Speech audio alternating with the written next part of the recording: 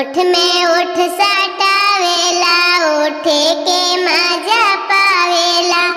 गाल में गाल सटावेला, गाले के मजा पावेला।